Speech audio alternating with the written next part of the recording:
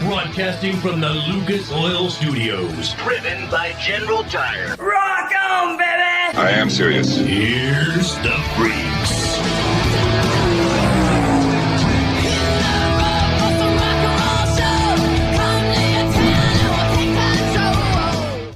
Well, Freak Nation, we called it, right? Mm-hmm. We called it. Mm-hmm. I half-assed called it. I said that the NASCAR trial, it will not go to trial.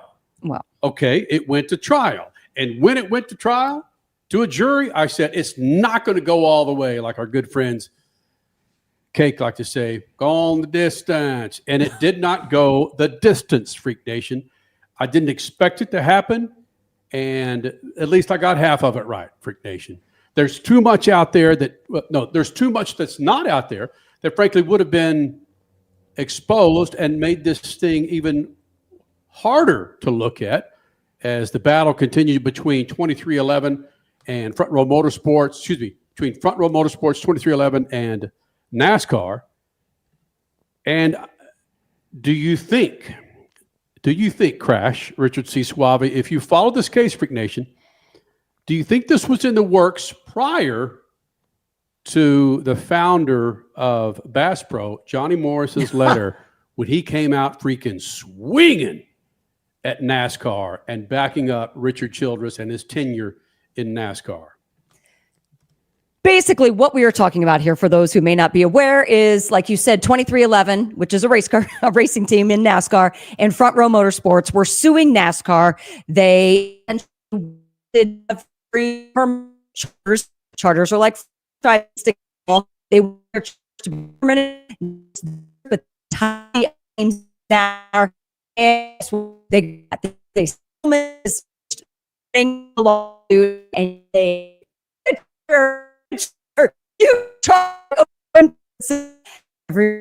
charters, the teams, their charters in NASCAR are now permanent. There were 4 pillars, essentially, of this lawsuit against NASCAR, and one of it was to have a seat at the governing table for how things are decided in the sport. I believe they are getting that. Another one was a pretty significant sum of money. Bob Pockras tweeted out right before we went live here that, yes, he believes that settlement of financing was quite significant. Mm-hmm. I think those were his words. We did understand that with this settlement today that financial disclosures will be completely under wraps, but we do know that it was significant. The teams made out. It's a Merry Christmas for NASCAR teams throughout. Happy Hanukkah, however you want to phrase it. Happy Kwanzaa. So that was another thing. And then finally, yes, the teams did get to participate in international funding, monies that come from international TV deals. Yay, another win for the teams. And increases, I believe, in the overall intellectual property of NASCAR, the sanctioning body, and teams themselves, and driver intellectual properties themselves. So the settlement was huge. It was, like Michael Jordan said, level heads prevailed. This morning, it's been an historic couple of weeks for NASCAR, the sport, but it's also been an historic day.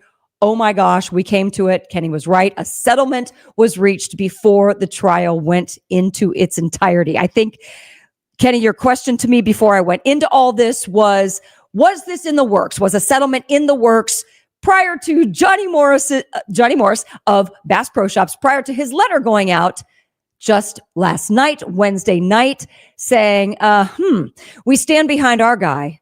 I'm paraphrasing, of course, because Kenny has the full letter up right there for you to read. But we stand by our guy, Richard Childress. You called him many unfortunate names in some of the texts that were revealed through the discovery process of this NASCAR court case. And you know what? We're going to stand behind our guy. We are not an official NASCAR sponsor, at least that I am unaware or do not remember, but we are a sponsor, a heavy sponsor with Richard Childress Racing, and we stand by our guy. So before he put that letter out, was this in the works? I would find it extremely hard to believe that the lawyers representing NASCAR were not really trying to persuade Jim France, Lisa France Kennedy, Ben Kennedy, others on the defendant's side of this case. Hey, You're getting hammered by the plaintiffs in this case. It is a lot of this hammering is going public. Before the case went to trial last Monday, December, what are we talking here? 2nd, I believe it was. There were other parts of the discovery process that went public that, okay, the jury might not see, but your fan base saw.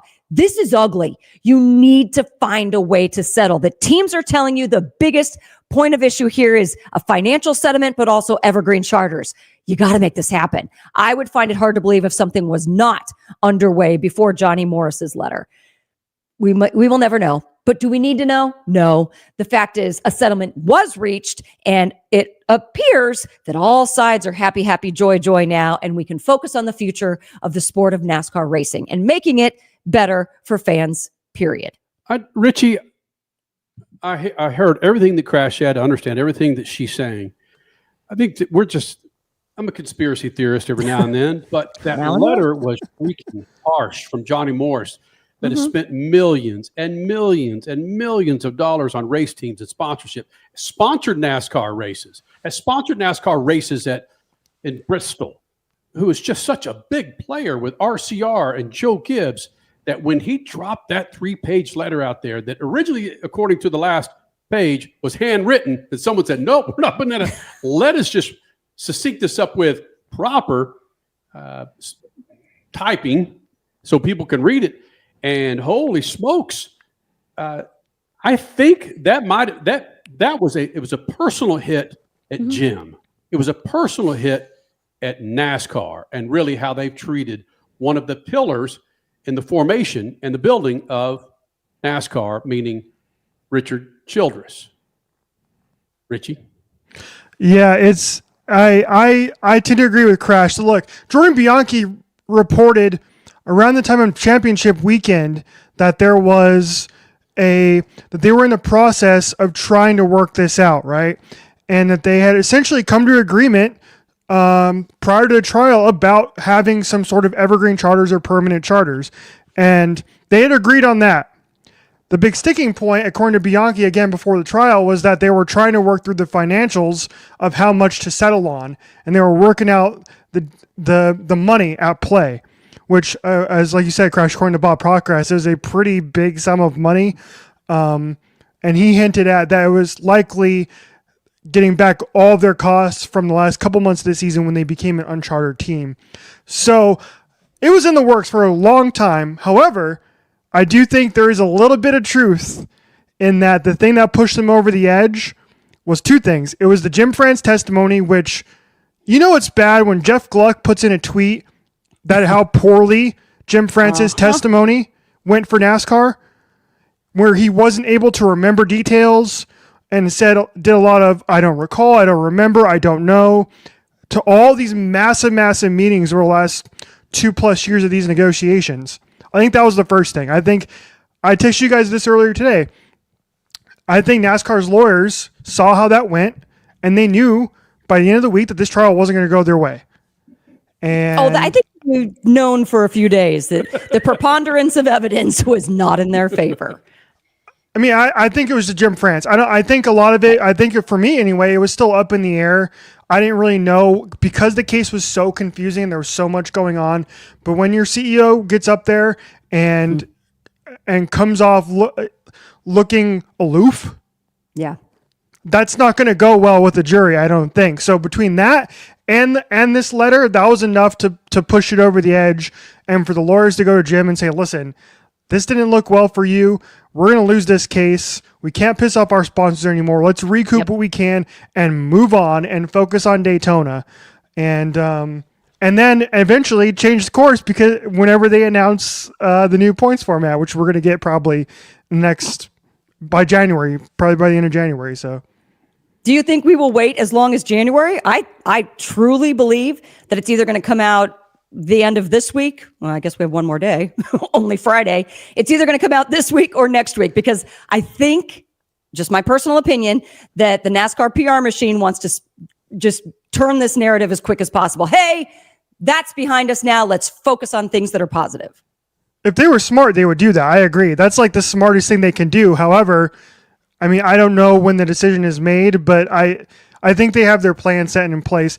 Dale Earnhardt Jr. actually brought up on his podcast this week, and it was interesting hearing him and his sister Kelly talk about this whole situation from the perspective of an ownership group in the Xfinity Series who has never made the leap into the NASCAR Cup Series, and they were kind of explaining why they wouldn't really do that. And one of the things that Dale Jr. brought up is like, it'd be great for NASCAR, and the smartest thing they could do to try and earn the respect of fans back, because that's the one thing I'm saying on social media here over the last 8 hours or so, is that fans are happy that NASCAR got what was coming to them in a way where they came off looking terrible for this entire 2 weeks of the trial, really, in the eyes of many of the fans, which is they looked out of touch, aloof, kind of atop their ivory tower, looking down upon everybody in the sport, owners, fans, sponsors, etc., etc. And the way that Dale Jr. was like, hey, you know what you could do to get fans back is you completely reverse course, and instead of going down the playoff road, which we believed they were going, they completely reverse and go, hey, fans, you wanted your 36 race full season points? Here it is. No. Now there's your conspiracy theory. Oh, man. Nope. And that's when the TV networks come back in and say, no. Love you, but no. Oh. TV still wants playoffs, but an edited version of playoffs. Yeah, no. 36 races of an entire season with no playoffs in NASCAR ain't happening. Whether you like it or not, it's just not. So I thought, you know what I thought you were going to say, Richie? Yeah. Is that the NASCAR, if they want to win back the fandom of their base and, put a Band-Aid on things that have happened in the year 2025, that they would say, hey, Dale, Kelly, you want a charter? We're going to give you one because you're the America's team, basically. Here, you don't even have to pay for it. Here, go. Now go give us a cup team. That's completely off. It's completely off the table now because it's even Dale admitted this. He was like, he thinks that charters are going to be worth about $150 million, if not more now. Yeah, and so it was anywhere between 30 and 45 million previously. So, sorry, NASCAR fans, the idea of Dale Earnhardt Jr. ever owning a NASCAR Cup Series team is gone unless he invests in a team, which I would not. Or unless NASCAR gives it to him because he gives NASCAR so much positive pub that they should give him one. I mean, hey, the National Hockey League awarded Utah a franchise, and they did nothing to earn one, but that's beside the point. Bitter much, Richie? Because you're saying that because of the Arizona look, team. I understand about not being able to say what you really, really, really want to say. And I'm talking about Dale Jr. And his wonderful sister, Kelly. I listened to a bit of their podcast from a couple of days ago, and they were straddling the fence on a number of things. I didn't listen to the full podcast. It was just tough for me to listen to for a number of reasons, but I haven't seen him take a full step off of the fence and give his opinion. It's been, well, I agree with this side and I agree with this side and I disagree with that side. And I get it. I understand. We know why. Yes, I fully understand. However, if there was ever a moment for Dale to reach knighted status, it would have been him coming hard after NASCAR. But I understand why he did it and continues not to. I understand fully. But all that being said, the chase for this resolution started a couple of years ago, right? Essentially, talks, you could go back to talks in 2021. You could go back to talks in 2022. But where it really picked up steam was the summer of 2024. And then when this renewed charter agreement was put in front of teams September 6th, 2024, that's when everything went crazy. And that's where the whole gun to your head scenario came in. And then it was said ad nauseum over these last 2 weeks in this trial. Felt like we had a gun to our head. We had to sign it.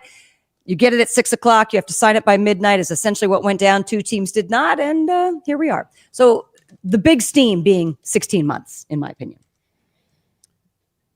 the things that came out of this, but which, by the way, this NASCOURT is not done.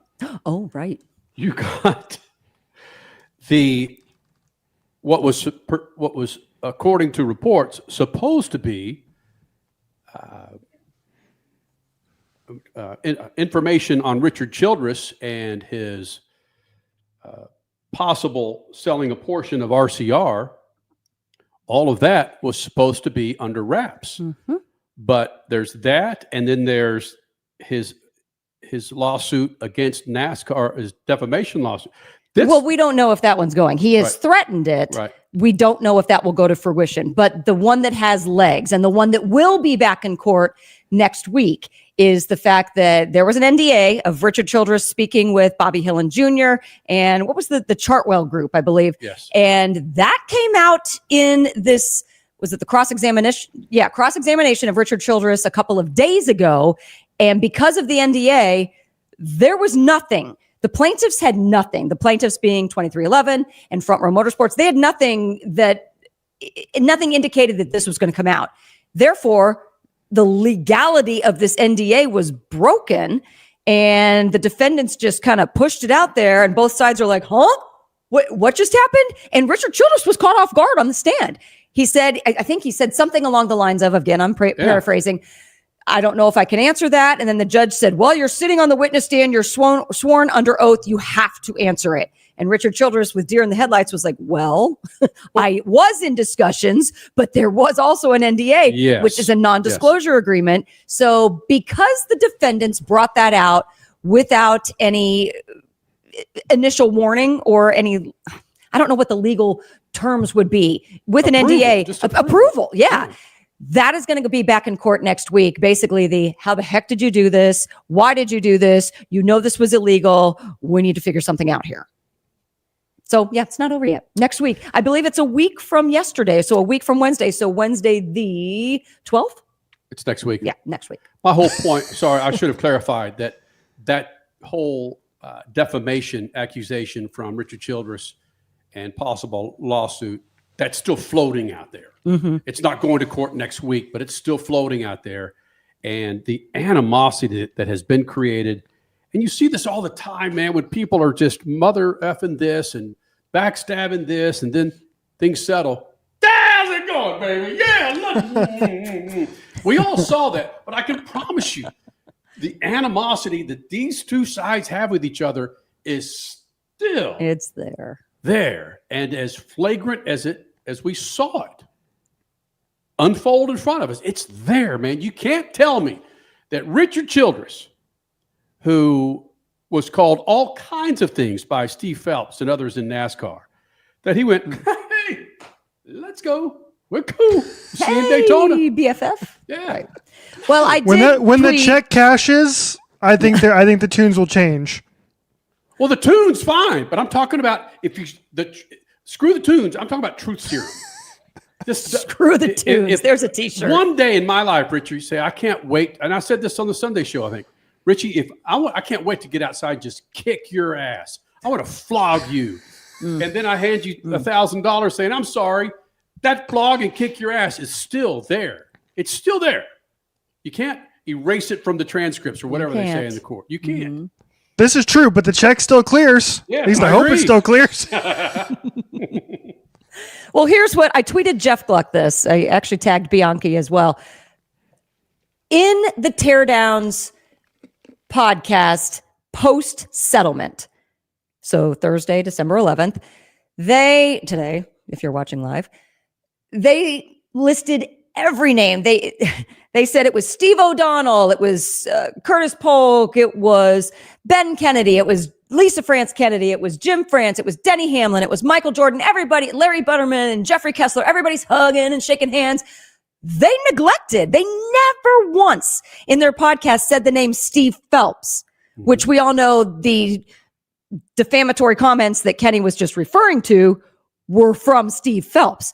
Was Steve Phelps not in that courtroom today, glad handling everybody?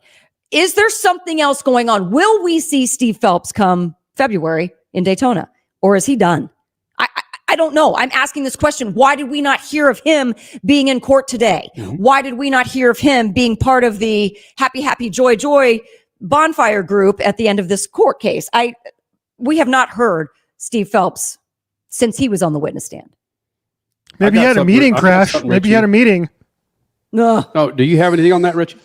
No, I tried to look up. I tried to do some digging a little bit, and I looked at pictures and videos of them on the courthouse steps just now from Jeff Gluck. And you're right. All the big wigs were there in the background. I saw Steve O'Donnell there. Obviously Jim France, etc. Lisa France Kennedy was there, but I didn't see Steve Phelps there on the steps of the courthouse. I was not able to see him, and he's the commissioner. He is the commissioner of the sport. He allegedly is like one of the tippy tops of NASCAR. This is like, hey, NFL, there's a lawsuit against Jerry Jones. And then everybody goes kumbaya afterwards. Here comes Jerry Jones, right? Here comes his lawyers. Here comes the lawyers for the National Football League. And Roger Goodell is nowhere to be found. Which would be very odd. Yeah. Very odd. Roger Goodell is everywhere. Steve Phelps essentially is everywhere. He wasn't there today. Well, I want to put this out to the Freak Nation because I picked up on that as well. And I was very surprised he wasn't there. There was not a mention of his name. Is this the precursor to him being released from it? And I'm not being flippant. No, at all. That's what I thought. Let me just talk here. I'm not being flippant at all because I, prior to some of these remarks, was the biggest Steve Phelps cheerleader, and frankly, Steve O'Donnell cheerleader that walks this planet. Because what Phelps and company, that genre, that group of guys and girls have done is they've advanced NASCAR, and from nuts to what's the story? Nuts to bolts to from top to bottom to where the series was certainly palpable, sellable. It evolved in so many facets. There were still some issues that we have concern with the length of races and how many races and tracks and so forth, which frankly, that's probably all Jim Prance. But Steve Phelps, and you heard it with a number of these witnesses and some of these texts and emails that were revealed, that he was the guy that the majority of everybody behind, everybody except for Jim Prance was going, yes, listen to Phelps, listen to O'Donnell, listen to this younger set of what we should do here. Because we're going to be sitting here with our blank in our hands going, what? And that's exactly what happened. But in between that and now with Steve Phelps and those texts dropped out there, just very uncomfortable for everybody involved. Is it? I saw Kenny Wallace say it that he believes that Steve Phelps is fired or going to be fired. I'm not putting words in his mouth, and others are saying the same damn thing, man. And I hate that. Well, you hate that because what we thought was, or who we thought Steve Phelps was an upstanding individual. When those texts were revealed, suddenly you felt dirty. Yeah. You felt absolutely dirty. It's like, wait, what side of Steve Phelps do I really know? And honestly, is it good for the health of the sport of NASCAR in general to keep him around after that was public? No. We're asking the question. It's a tough call because it's just going to trail him like a tail everywhere he goes. I don't know if a mea culpa or just a frank conversation will do it. I don't think that's not going to erase anybody's memory of what he said about Richard Childress and others or the NASCAR fans. So, Crash, you're getting back to your original statement where there's no visual of Steve Phelps and no mention of Steve Phelps in the court. Right. This, frankly, might be the precursor to Steve Phelps being the fall guy. And unfortunately, he's got the receipts of his own fall that people have seen. He might just be the fall guy for Jim France and Lisa Kennedy France in this. Lisa France Kennedy. Well, we brought up on our Sunday show, I don't know if it was this past Sunday or 2 Sundays ago, we brought up, hey, if you're going to be a commissioner of a series and you enact discipline to your drivers when they do things against the rule book or just plain wrong, and we referenced the Kyle Larson N-word incident that happened during COVID. Right. If you're going to put down a penalty of needing to repair yourself and suffer consequences in something of that regard, you got to do it to yourself too. where are the consequences for Steve Phelps in this arguably irreparable behavior? Maybe this is it. And maybe it's Jim France giving him a dose of his own money. Maybe it's Steve O'Donnell saying, we can't have you as a part of our team anymore. I don't know. Again, we're speculating. Richie, no, I just assumed that those two dudes were a package deal. No, I don't. I don't know about that. I don't know, but I don't think anything changes. I don't think he's staying? Yeah, again, we're talking about the NASCAR fan base here, who is saying a lot of this stuff for the most part. And where are they at on Steve Phelps? They've always disliked him for the last 2 years. Yeah. Anytime we've brought Steve Phelps up, and all three of us here on this show have been pretty positive about what Steve Phelps and Steve O'Donnell have done for the sport in terms of trying new things, going to Mexico City, going to Chicago, that type of stuff, right? They've been good about doing that kind of stuff, but the fan base has always disliked both of those two guys. And so I don't expect anything else from a fan base other than to say that he should lose his job. If you're NASCAR, that's one of the things I learned from this trial is Jim France is a stubborn son of a bitch. Mm-hmm. He does not want to change.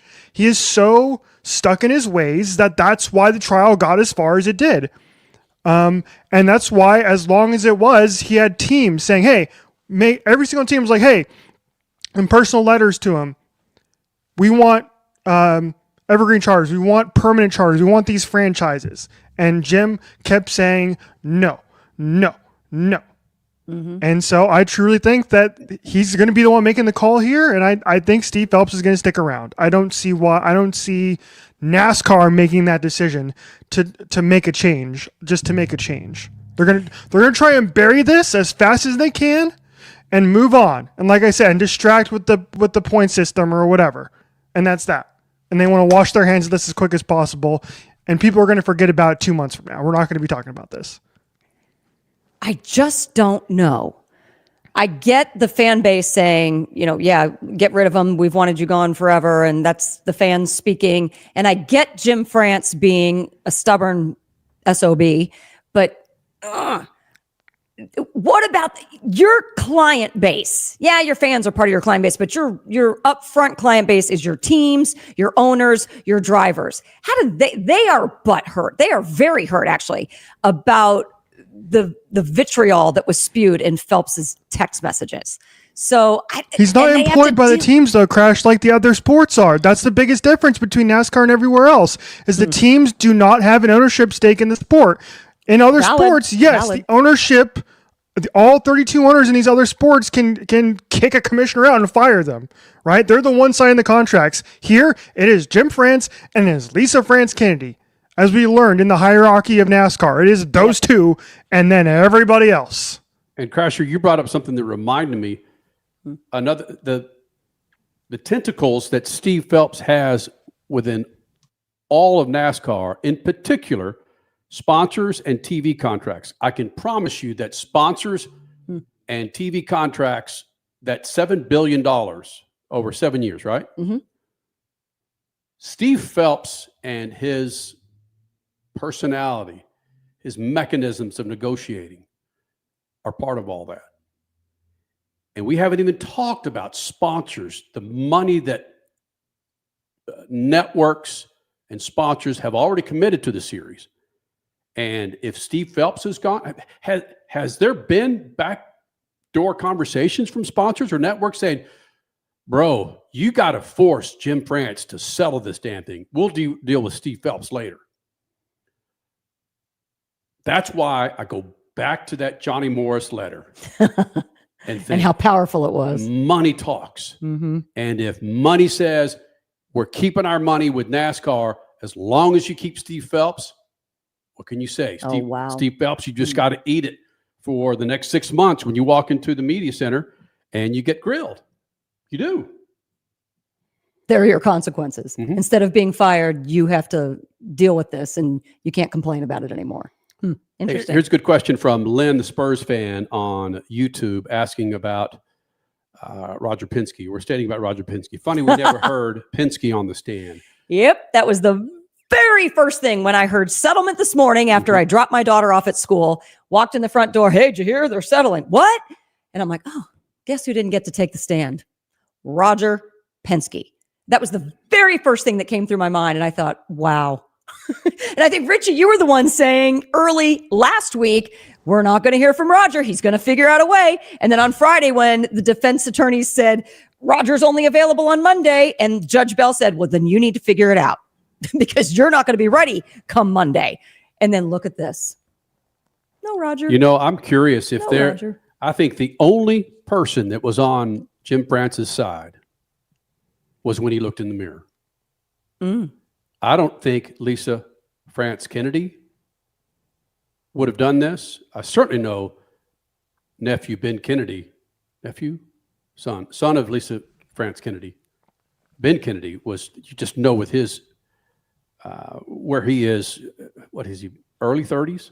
He knew the writing was on the wall. He gets business arguably better than Uncle Jim. All right, so getting back to the Roger Penske, had you guys read these Hendrick Penske letters prior to the trial? No. Well, I finally read the damn things. Oh, you're not talking about the statements they made today. I'm talking about the letters that came out. I browsed them. I was getting so burnt out with this trial before the trial even started. I was just kind of like, we'll see where this goes.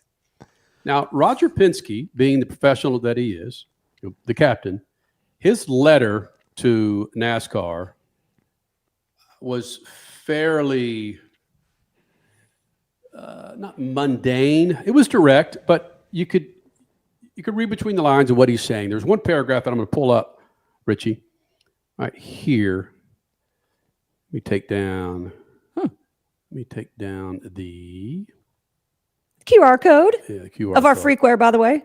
Is this why we're supposed, or is this where we're supposed to accidentally, hey, go get freakware. We're advertising in the middle of this Penske statement. Maybe we just do this.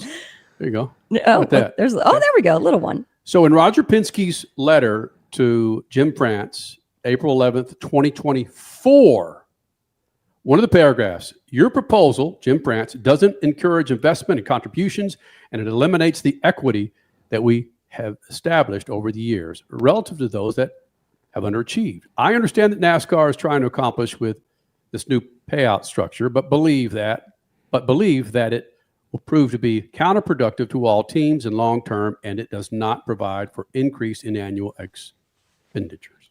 The date again? April 11th, 2024. So that was before we were guaranteed that Michael Jordan, Denny Hamlin, and Front Row Motorsports were going to take this or attempt to take this to trial. So that was 6 months before. It's 5 months before. That's very more, Richie. Interesting. Yep. Oh, look at Denny. Oh, wait. Put him back up there again. I didn't see him. Look at how happy he is. Look at that. Hi, Denny. Look at that. 6 something. 6 7. We need now Denny with a 7. 6 7. 6 7. All right. Now let's get to Hendrick's letter. Okay. All right. Rick Hendrick to Jim France again. This is April 12th, 2024. And this is damning, this one paragraph. Jim, you and I have become good friends. I have tremendous respect for you and truly value our personal relationship. In turn, I understand you must prioritize business and the best interests of your company, your family, and your employees. But for the sake of transparency, sound familiar, Freak Nation? I want to share my dismay at the state of these negotiations and the ineffective process we've endured over the last 2 years. Both sides have wasted a tremendous amount of time and resources, and we find ourselves in an unnecessary impasse. Wow. This is April of 2024. Wow. How do you think Rick Hendrick really feels now, more than a year later, prior to this decision? Especially with so many disruptive tidbits that have come to light. Especially, it came out in the trial as well. I don't know if it was in that letter or something adjacent or another message.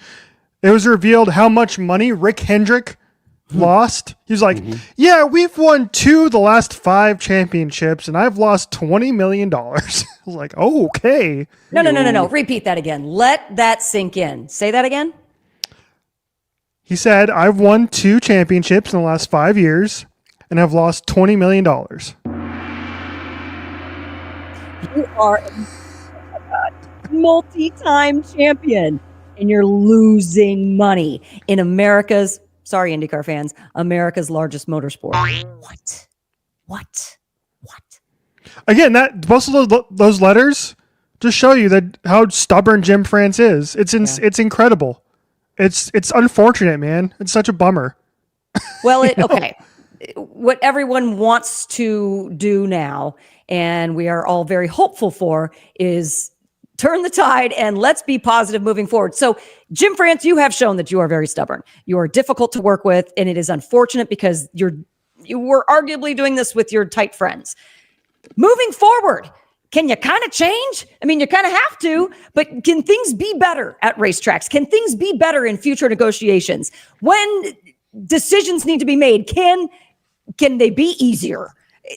Let's see how he truly is moving forward. Granted, I know Ben Kennedy is the face. It's not Jim France anymore, but Jim is still behind the curtain. He's the old wizard. Let's go. Just is what it is. Crasher, did they call it a charter system in IndyCar? What did they call that? I believe they did. It was Leader Circle for a while, and it's not quite apples to apples, but it is similar. And right now, they're nowhere near where NASCAR is in that system. Qualifying for the Leaders Circle program. Leader Circle, yeah. Where 10 teams hold 25 charters. 25? I thought there were 2 per. Okay. 25 charters were distributed amongst 10. Oh, so whoa. They just used the word charter there. 25 charters? Oh, okay. It's charters. Yes. Okay. And I'm curious. Will Roger Penske's words come back to haunt him as he owns the series? There's really not a lot of vitriol right now with the charter system, the Leaders Circle program in IndyCar. But you're right. Let's see where things go in the future. What has IndyCar learned from this whole debacle with NASCAR? Will they apply what they've learned to make things a little bit more seamless in the IndyCar series? You can only hope. So, Freak Nation, if you're just coming in and joining us on Twitter, YouTube, Instagram, Facebook Live, NASCAR, I'm saying this, frankly, if you look at the resolution, NASCAR settled with 2311 in front row. This wasn't. This wasn't necessarily mutually settling. Those 2 teams got what they came for. Could have been solved months, years ago. Now, here's going to be the balls that Hamlin has. It's going to be walking into Daytona. Every race, Denny Hamlin's just going, yep, I did it. Yeah, okay, my attorneys and my... No. Joe Gibbs, Rick Hendrick, Trackhouse. Every owner that signed that freaking document owes millions upon millions upon millions of dollars to Denny Hamlin, Michael Jordan, and Jenkins. I mean, every single one of them just made probably $250 million, if not more. Yes. Just on how the worth of their charter alone, all because, due large part to this guy, but. But here, it helps to then bring this out. Talladega Tom, this is a great question. I thought part of the agreement beef was that charter signers were not allowed to sue NASCAR. Is that still a thing? Well, let's just let you know that that's one of the many reasons Michael Jordan, Denny Hamlin, 2311, Front Row Motorsports did not sign that agreement. They were still allowed to sue because they didn't sign it. So there you go. Now, moving forward, is that going to be a clause in the charter agreement? I truly do not know. I have zero idea. There are some amendments being made to the charter agreements now, but is that going to be one of them? I don't know. And Freak Nation, you've got to know this, that those aforementioned teams were talking to Denny Hamlin, talking to Michael Jordan, talking to their counsel. They all were talking to them. They were just hoping they wouldn't get to the point where they had to take the stand and reveal where the money's hidden. And I will say this in defense of Joe Gibbs. If you get a chance, go read that Heather Gibbs letter that she put out there. Yeah. It is very heartfelt. And what Joe Gibbs has put back into the sport, and comparing Joe Gibbs to Rick Hendrick and Roger Penske, in that he doesn't have the other sources of income to help fund this team like Roger Penske and Rick Hendrick do. So all right, I'll put on my easy hat. What the hell am I trying to say here? I understand with Joe Gibbs, he had to sign it, I guess. Yes, and Richard Childress a year ago, Same thing, said those exact words. I have 400 employees. I can't do anything but sign it. And he never said that he didn't want to, but we got the gist. But if you dig into Penske and Hendrick, there was part of this letter that Hendrick wrote to Jim France. Wait, are you talking about Gibbs? You're talking about Hendrick. I'm talking about Hendrick and Penske specifically. I want you to think about this. Okay. Go read that letter from Hendrick to Jim France in April, where Rick Hendrick made a comparison to the amount of money that he has made off of Rick Hendrick cars.com and so forth through NASCAR, over $1 billion, right? Roger Penske, with his hands in everything automotive and motorsports, for him to pull the plug and not be tied to a series that, again, provides millions and millions, maybe billions for Roger Penske. The business decision was, I got to tuck it between my legs and sign this thing. I don't care what Kenny Sargent says that I'm an a-hole for doing this. I get it, man. It's strictly a business decision. But I'm happy to see that Rick Hendrick, Penske, and others, it wasn't just a immediate kowtow or they just bow to them, right. That there were letters, there were conversations, documentation that they had and shared with Jim France that, look, dude, this blows. This blows. We helped, your family built this sport, and we helped build the pillars to propel this sport where it is. Yet you want to juke us around with this? It was just good to see Penske and Rick Hendrick step in there. You notice we haven't seen anything from Trackhouse? Oh. Well, hold on. Yeah, you're right. We saw a statement from Wood. This is as of midday, at least midday West Coast time. I mean, in the trial. Have we seen anything from Trackhouse, Richie? I'm talking about statements post, but you're right on that too. Richie, have you seen anything from Trackhouse? I don't recall. I don't recall that. That's something I'd have to research. I sound like Jim France. Now I feel like Jim France. Am I under oath, Kenny? Do I have to? I don't recall. No. It's interesting. And I'm not, that isn't an accusation. It's not a guilty or innocent. I'm just saying we haven't heard anything from Trackhouse. And side note, you think Tyler Reddick's going, oh, yes. Yes, let's talk about that. Right. Let's talk about man, I've dealt with health issues with my baby and my wife and this whole bull S that's been going on with this. Oh, Merry freaking Christmas. Happy Hanukkah. Happy holidays, baby. I'm Tyler Mother freaking Reddick, and I'm going racing next year, you happy bastards. I'm looking through Trackhouse's Twitter account. Of course, I know there's more than Twitter, but we have not received any emails, no press releases from Trackhouse, whereas we have with, like we said, Wood Brothers, Penske, Hendrick. We've received post-trial statements, but no. A day ago, a Connor Zilic post. All their stuff is fun and funny. 5 hours ago, thinking about that day when Ross Chastain walked his cardboard self around. Yeah, nothing from Trackhouse. That's odd, but I guess it's not completely out of character. I mean, they are promoting nothing but happiness on their accounts. Maybe that's the way they just want to keep it. Nothing from Legacy. Right. Again, I could spend a few hours giving my opinion on why these things haven't dropped or why there's not a letter out there from Jimmy Johnson and Legacy Motorsports or Trackhouse. But I find it interesting that I came hard at Rick Hendrick and Roger Penske for not signing that.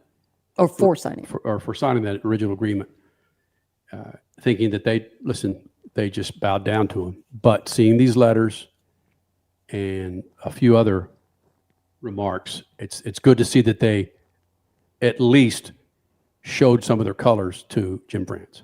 Mm-hmm.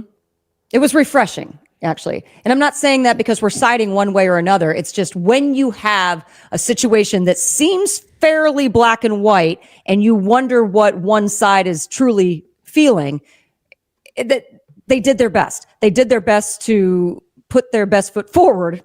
God, I'm just stumbling over words today. Put their best foot forward and actually argue for what they also believed was right. So, yeah, we didn't think that was going on. Okay, here's another thought. I'm looking at the teams that there is no dirt or there's been no negativity or positivity.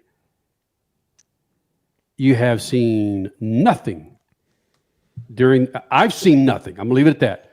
Maybe Gluck and Bianchi and others heard about this, saw this in the trial, or Bob Pockrass weeding through all of those pages. Before we end today, we need to give them all their due. I saw nothing prior or during the trial from Haas, Hayek Motorsports, Junior Motorsports, who does field a cup car, not full time,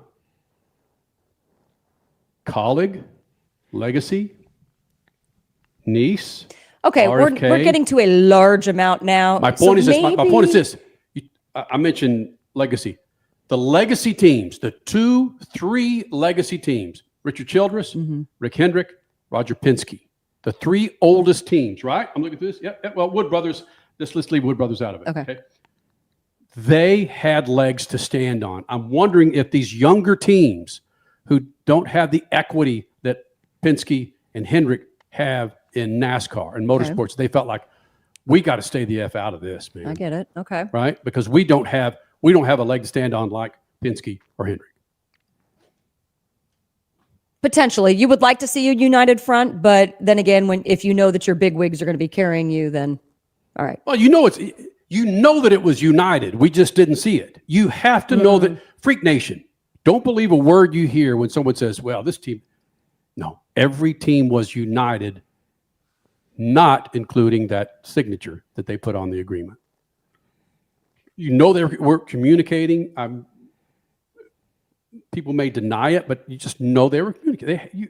That's just how you do business.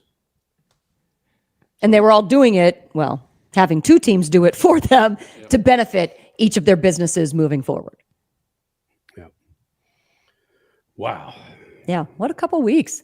What a couple of years in the NASCAR ether. And like Kenny said, if you're just tuning in, we're not done. There's still a few things that need to be hammered out. I was just about to say, I'm so glad it's over, but we're not done. No, we're not done. Freak Nation, here's some sound from Denny Hamlin post decision. Jordan said that both sides compromised. You guys got the evergreen charters. I'm just curious, what did you guys? I feel like everything within the settlement is going to grow the sport, and it's going to be better for everyone. There's no doubt about it. Good. From the lead attorney with 2311 and Front Row Motorsports, Jeffrey Kessler. So we are delighted to tell the world of NASCAR and its fans that this case has been settled. We believe it's a settlement that's going to grow this sport, that's going to be great for the teams and for NASCAR, but most importantly for fans. This case was filed 15 months ago. This was never about just 2311. It was never just about Front Row. It was about trying to do something that was to be great for everyone. And as part of this deal, we're going to have evergreen charters that will be available for everyone. And again, I mean, that was a great, passionate statement right there. But again, everybody is in the background except Steve Phelps, NASCAR's commissioner. It's just odd. We'll see where that goes. I was thinking about this when I heard both of their statements. Do you agree with them that this settlement will grow the sport? Because I can see both sides of it, where a healthier teams is better for the sport and better for the fans, right? Because they'll invest more, and that will be better for fans. However, they just made it more expensive to get into the sport because the charters are so expensive now. That's a really valid point. Right? Because it came up in the trial that there were so many teams, including Furniture Row Racing, who won the championship. There was some time spent, I believe it was Steve Phelps talking about Furniture Row Racing. They won the championship with Martin Truex and were out of the sport 2 years later.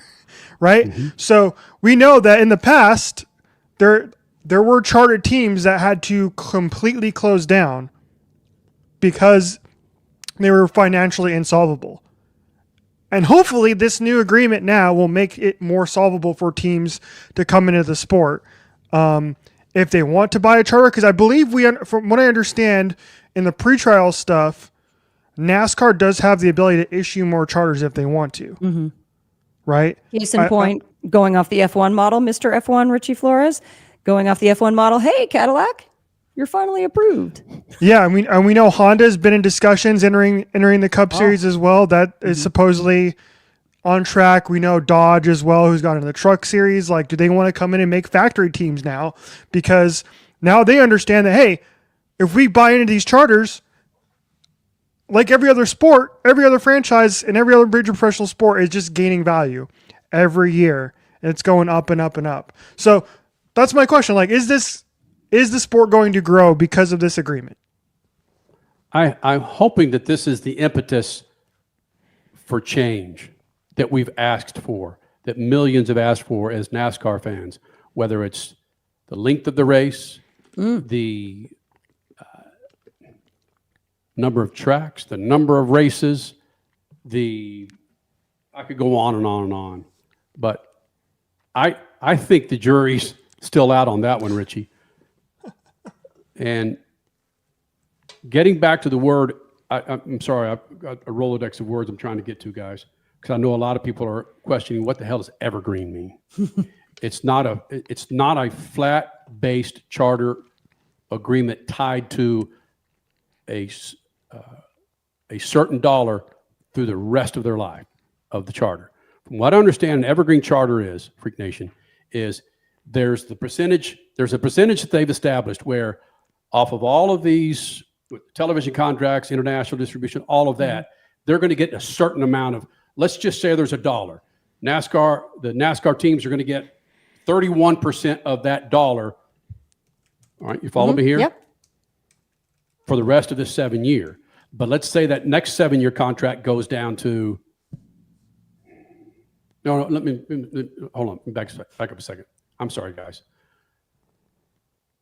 The ownership gets 31% of that dollar, okay? That's what the current TV contract is. 7 years from now, that TV contract is worth 75%. They get 31% of that $75, sorry, 75 cents. Follow me?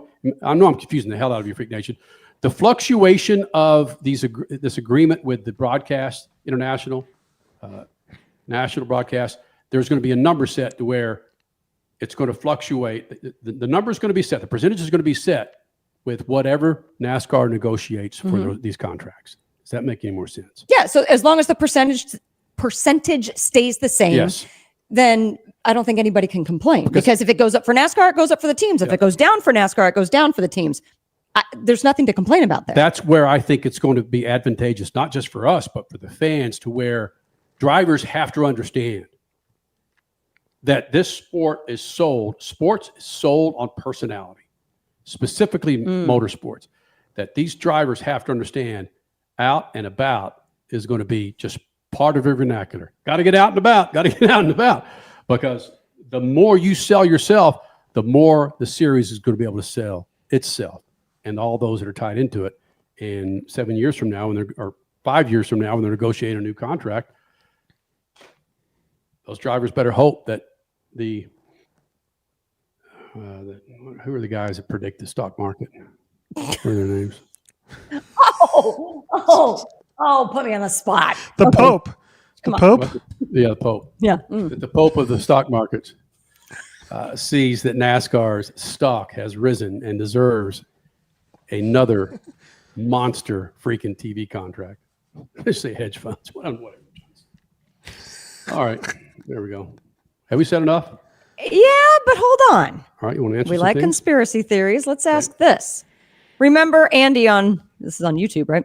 Just a reminder who owns 90% of the tracks. NASCAR. They could shut the door at any time.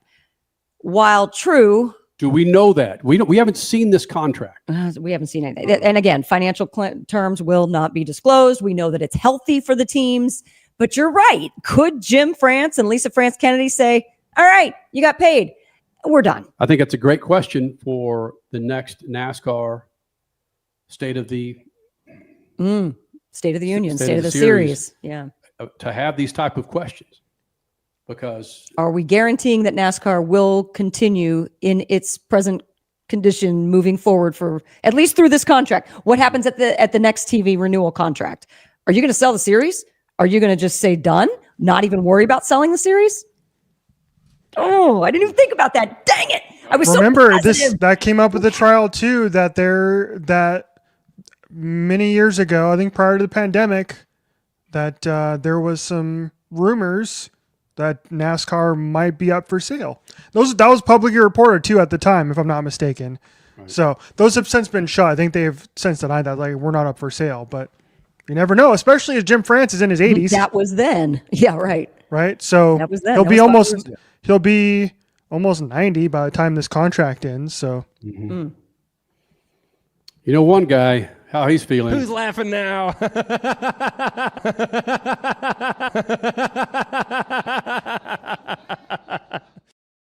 Still one of the all-time best NASCAR post-race press conferences. Well, at least that portion of it. You know what I forgot to do? I forgot to do this. hey, look at that. Spiffy? Oh, check it out. Happy holidays, y'all. That one? Ooh, I like that one. You can actually see us there. Yeah. Happy holidays. everybody. Danny got his presents under the Christmas tree now. Yes. In the Yes. form of hundreds of millions of dollars, probably. Likely. I'm No, speculating. Is Denny Santa Claus or is Michael Jordan Santa Claus? Because they gifted the teams That's true. hundreds of millions of dollars. Yeah. But then I guess, okay, and I'm going to credit one of my friends for this. If they are Santa Claus, can we go to A Christmas Carol and say then was Jim France Ebenezer Scrooge? But look, Ebenezer Scrooge woke up on Christmas morning and go. said, "Here you go. Here's your money. Nailed I it. changed my mind." There you go. Hey, Ebenezer Scrooge has a warm heart. Denny. Yeah. You got a friend on the line. He wants to say something. Who's laughing now?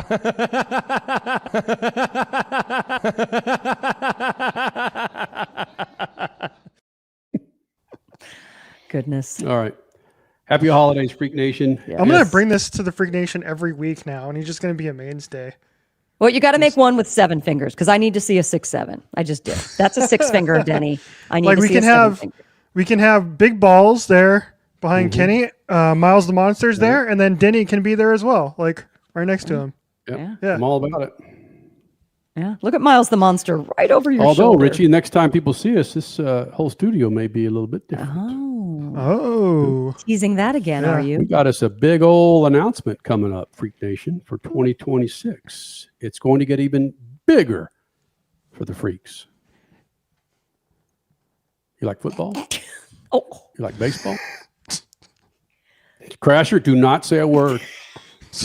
Not say a word. you like racing? Freak Nation, thank you guys very much for making this a fantastic 2025. We've hit new record levels with all of our social media. It's been bananas to watch you guys react and frankly discover Speed Freaks. We've been doing this for 25 freaking years.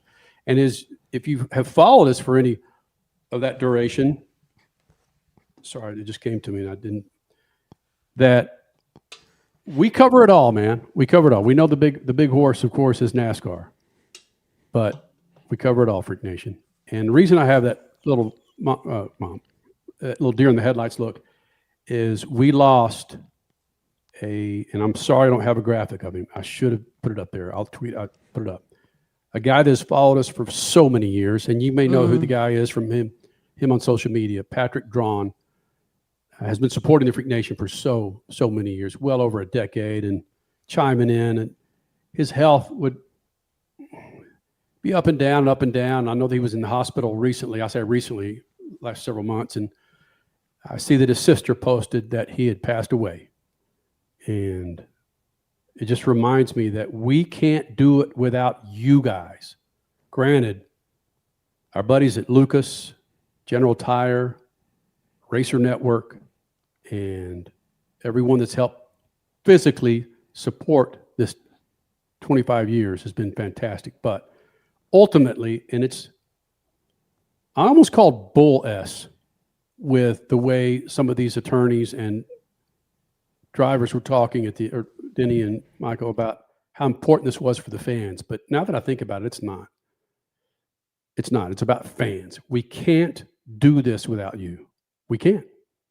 And freaking race in peace, Patrick Drawn. Race in peace. We will provide a proper salute to you sometime in the show of 2026, my friend. Nice. Okay? We will do that. So Freak Nation, Happy New Year to you. We're going to be dark for a little bit. We'll still be throwing things in YouTube and Facebook Live. And of course, We're not dark on social. No. In fact, we may go back into the archives just to highlight some of the most fantastic interviews we've done over the last 25 years. We spent 2 hours talking about that, but we only uncovered the first. What's the first? Anyway. Evil Knievel was uncovered. Yeah. We still have 2 interviews that did not air. We need to unearth. Who's that? You talked to Jocelyn Allgaier for like 15 minutes back at Final Four Media Day. Yeah. It's a great interview too. We could air that in July of next year. Speaking of Evergreen. Yeah. Speaking of Evergreen. And there's an interview with Jesse Love in there too. Shoot. So gonna look for that at the end of the year here. Merry Christmas. We're unearthing. Happy Hanukkah, Kwanzaa, whatever. And you get Denny Big Hamlin. Glenn says more John Force. More John Force. Yeah, just because he's now officially retired doesn't mean he's not going to do more interviews. So we'll get him back on mic hopefully in 2026. Topo 7777 says, Merry Christmas, y'all. You folks have been at this for an epic amount of time. I respect the longevity and what you're doing. Thank you, buddy. And he says, I'm like 80 plus, and I think 6'7" is still fun. Yes. But let me tell you, okay, Topo, here's the deal. According to our daughter, 6'7" is on the way out, and it's all about 41. 41. I don't know what's 41. It's another song lyric that's what's coming or is already here, and we old people just don't know that yet. It's fine. 41. That's the good news about Look at Richie. He's like, what is Crash doing? Crash, you look like a friggin' bubblehead. I just think it's greatness that a guy at my age that has an 11-year-old daughter. It's just so much fun. Man. This is so much fun. Or we can wrap it up now. Before I start crying. Yeah, exactly. All right, man. Happy holidays, Freak Nation. One last salute to our good friends who have made it for 25 years. We lost founding member of Lucas Oil. Much love. This freaking segment is brought to you by our friends at Lucas Oil. Now, what automobile do you have in the garage? I bet Lucas Oil could keep that thing fat and happy and on the road. From everyday car care, heavy-duty trucking to agriculture, hot rods, classic cars, motorcycles, and marine, Lucas Oil has what you need to keep those engines, interiors, and exteriors looking like and running like they're supposed to be. For more information, go to the website, lucasoil.com, and find the perfect Lucas Oil product. Keep your rides on the road.